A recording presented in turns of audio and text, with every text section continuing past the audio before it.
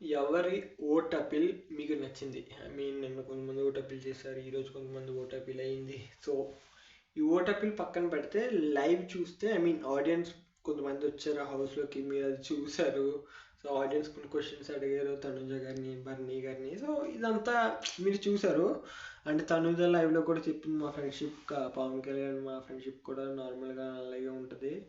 So అదేం చెప్పారు. నాకు ఎక్కడ అంటే నాకు అన్ని పాటిస్తాయి, కానీ తనుజ ఒక్కొక్కసారి కమాండింగ్గా, ఒక్కొక్కసారి డిమాండ్ అంటే నేను లైవ్ చూసినప్పుడు ఏంటంటే డిమాండ్ చాలా సైలెంట్గా మాట్లాడింది. తినేమో హార్ష్గా అంటే వాయిస్ అలా రైస్ చేస్తే అక్కడ నాకు నచ్చలా.